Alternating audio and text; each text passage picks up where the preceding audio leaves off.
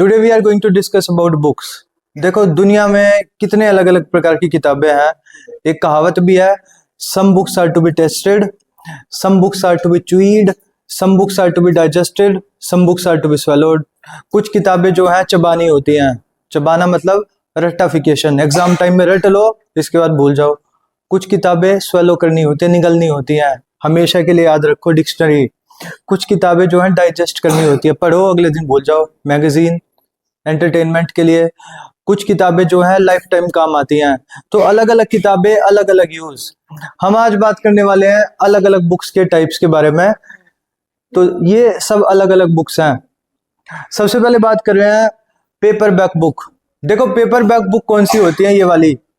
इसका जो cover page है, बैक पेज है, फ्रंट पेज है, पेपर का है, तो इसको बोलते हैं पेपर बैक बुक। ये कवर का, ये जो इसका बैक पेज है ये पेपर का बना हुआ है, यह पेपर बैक बुक्स। कंपैरेटिवली ये ज्यादा एक्सपेंसिव नहीं होती। एक्सपेंसिव कौन सी होती है? Hard cover book. ये गत्ते का कवर है इसका। जिस बुक का गत्ते का कवर होता है इसको बोलते हैं hard cover book. Paper back book जो है ये वाली बुक है जिसका बैक पेज जो है पेपर का है। हार्ड कवर बुक कौन सी है? जिसका गत्ते का कवर है। इसके बाद बात आती है किंडल बुक की।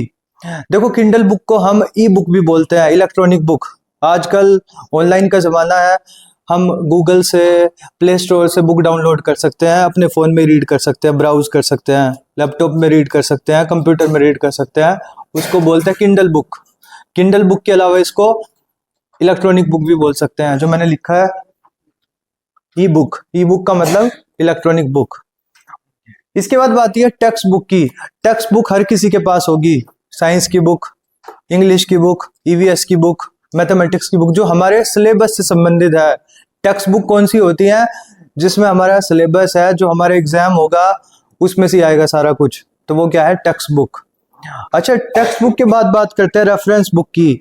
अब रेफरेंस बुक होती है ऐसे वाली जिसको गाइड बोलते हैं, जिसको हम सैंपल पेपर बोलते हैं। अब हमारा पेपर कैसा आएगा, क्या पैटर्न होगा सैंपल पेपर का, वो सब बातें हमें पता लगेंगी इस टाइप की बुक में, जिसको बोलते हैं गाइड या जिसको बोल सकते हैं सैंपल पेपर उसको बोलते हैं रेफरेंस बुक। इसके बाद बात करते हैं कॉफी टेबल बुक।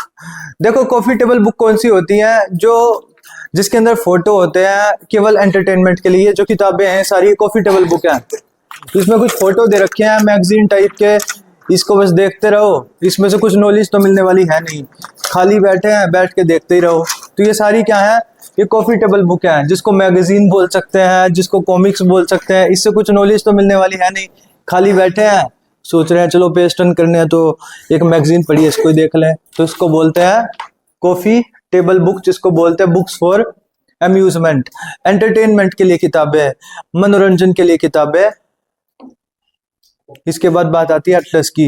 एटलस का मतलब वो किताब जिसमें मैप्स होते हैं, इंडिया का मैप, वर्ल्ड का मैप, किसी और देश का मैप, तो वो क्या है? एटलस। इसके बाद बात करते हैं फिक्शन की। देखो फिक्शन का मतलब होता है वो किताब जिसमें कल्पना के आधार पे कुछ लिखा गया हो। जैसे ये बुक जो है ये फिक्शन है, इसमें कुछ भी ऐसी सोच सोच के कहानी लिखी गई है। इसमें जो कहानी लिखी गई है उसमें कुछ भी सच्चाई नहीं है, इमेजिनेशन करके लिखी गई है। एक बार एक राजा था, उसकी 3 बेटियां थी, तो वो क्या है? Imagination book. इसमें हम नोवेल भी देख सकते हैं, इसमें हम कहानियां भी देख सकते हैं, इसमें हम कविताएं भी देख सकते हैं। जैसे हिंदी के बड़े फेमस एक राइटर थे मुंशी प्रेमचंद, दुनिया भर की उन्होंने कहानियां लिखी हैं। तो ज्यादातर कहानियां इमेजिनेशन बेस्ड हैं। इसके बाद बात आती है नॉन फिक्शन की।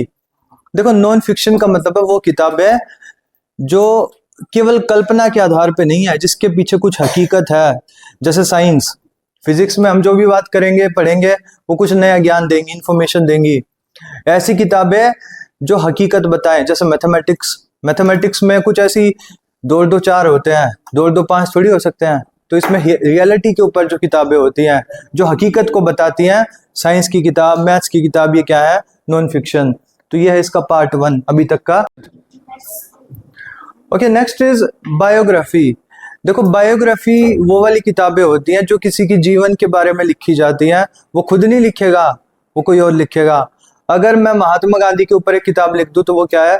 बायोग्राफी। अगर मैं अब्दुल कलाम के बारे में किताब लिख दूं तो वो क्या है? बायोग्राफी। अच्छा, ऑटोबायोग्राफी क्या है?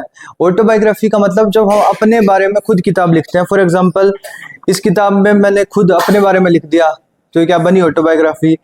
इस किताब में मैंने अपनी खुद की लाइफ के बारे में लिख दिया, ये क्या बनेगा? ऑटोबायोग्राफी।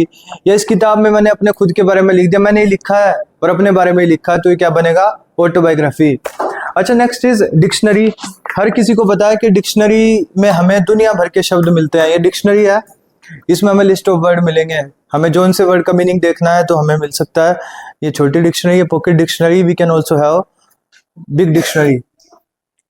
इसके बाद है साइंस फिक्शन। साइंस फिक्शन का मतलब ऐसी किताबें जिसके अंदर इमेजिनेशन है लेकिन साइंस के बारे में। एक बहुत फेमस एक मूवी आई थी द मार्शियन।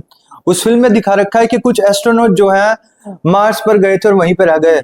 इसके बाद 1 साल वो जिंदा रहे, उन्होंने वहां पे जाके आलू की खेती की और कैसे जिंदा रहे। तो साइंस फिक्शन का मतलब है ऐसी किताब जिसमें साइंस के बारे में लिखा गया हो लेकिन कल्पना के बेसिस पे, इमेजिनेशन के बेसिस पे। Next is motivational book. ऐसी किताबें जिससे कुछ सबक मिले, सीखने को मिले। सबसे अच्छा एग्जांपल दिमाग में आ रहा है भगवत गीता। अगर कभी भी निराश हो जाए, कभी भी लगे कि लाइफ में कामयाब नहीं हो रहे, तो हम भगवत गीता रीड कर सकते हैं।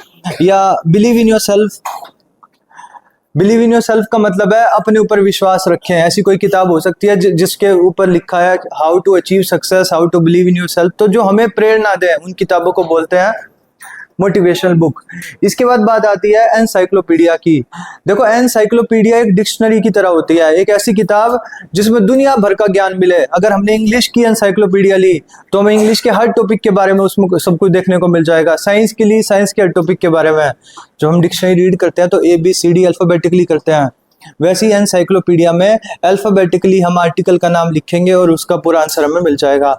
तो जिसमें विश्व का ज्ञान हो, दुनिया का ज्ञान हो, उस किताब को बोलते हैं एनसाइक्लोपीडिया। तो ये अलग अलग प्रकार की बुक्स हैं। अगर किसी बुक के बारे में अभी भी किसी को कोई कंफ्यूजन है